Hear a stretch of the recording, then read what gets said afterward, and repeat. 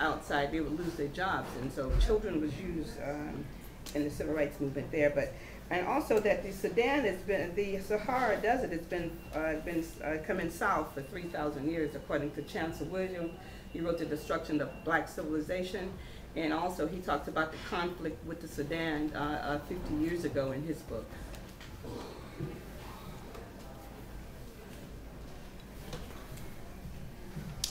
Okay, let me begin with the first one.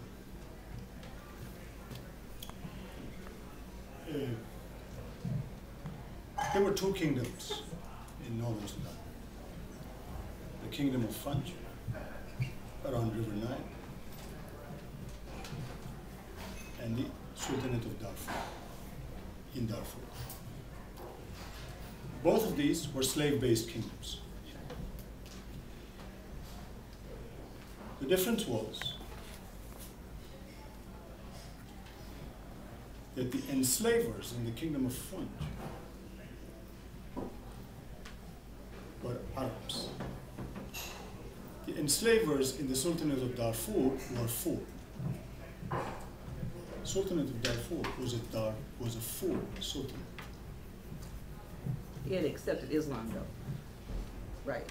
Is there a problem? Well, no, I mean, because there were people there who were not Muslims before the slave trade. You had indigenous Africans. Let me talk about the question you asked, which is Arab. Sure.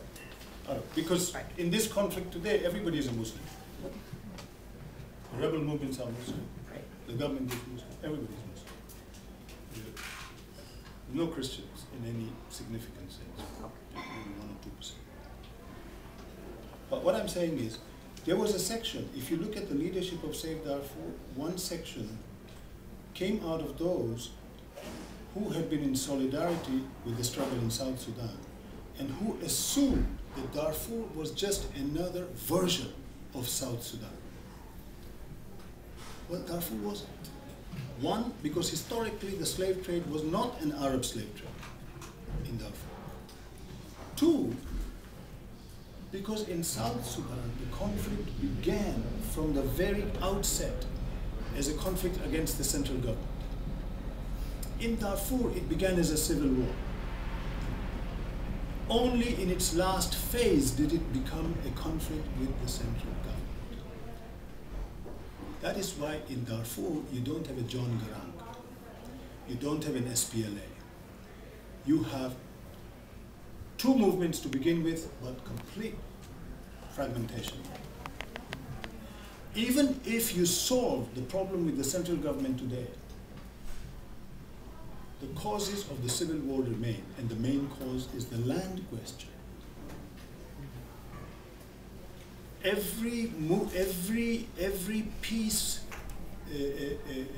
every consultation that has been held from Abuja on Darfur has only brought one side to the civil war to the table, the rebel movements. It has not brought the nomadic side to the table. It's been left out. As Arab. Now, I want to say something more about Arab, this question of Arab. Because the literature we're talking about, Chancellor William, Sheikh Ahmed Diop, is an important literature. But there's one thing one needs to keep in mind. The dominant history written of Sudan is a history which the British wrote in the 19th century. It's a history which even the nationalist historians of Sudan just accepted. And that is a history which says that Sudan is a land which was Arabized, and what they understand by Arabized is civilized, by Arabs who migrated from the north. When I began to read history of Sudan, I became conscious that there was no Arab invasion of Sudan in history, none. There was an invasion from Egypt in the 13th century 14th century of Nubia. But it was not an Arab invasion, it was an invasion by the Mamluk power, slave dynasty in Sudan, in Egypt. And they invaded because the Arabs that they had thrown out of the army and were demanding they pay tax and were refusing to pay tax were moving into Nubia as refugees. They invaded to install a proxy regime which would stop this flow. Travelers' reports over the next 100 years show that those who came in as refugees ceased to be Arabs. They became Nubians. They began to speak the Nubian language, same in Beja country in the east. And they gave up their nomadic lifestyle for a settled lifestyle. There is another historical literature on this whole period which gives us a different explanation of who these Arabs are. The explanation it gives us is, first of all, there was no mass migration of Arabs. Second, because there was no mass migration, there's not a single history of Arabs. Because different groups became Arabs at different times for different reasons. If you look at the history of that middle belt of Africa, from the Red Sea to Senegal, every royalty in the 15th century, 16th century claimed to have come from the Holy Land. The kings of Ethiopia claimed they were related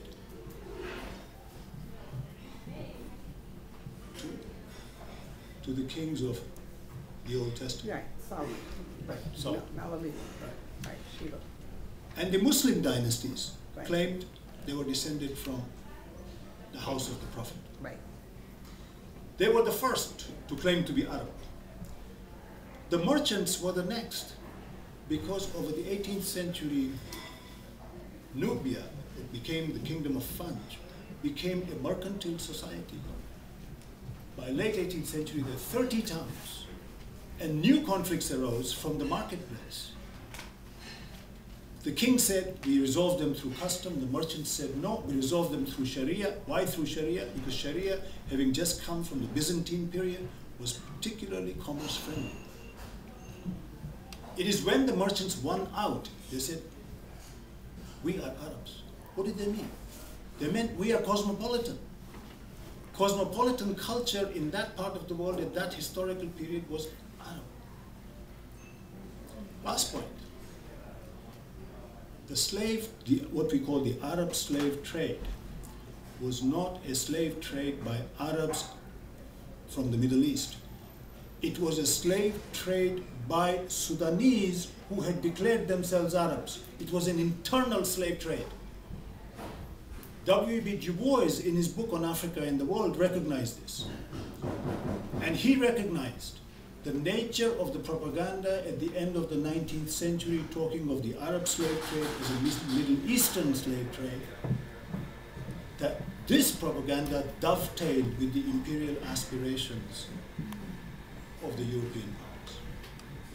Anyway, I have a whole 2 chapters on this question because it bothered me so much. Yeah, we just finished with But I had to sort of some go of the into stuff, it. I'm sorry to have given such a long answer. That's okay. Clearly it bothered you too, so Yes, it does.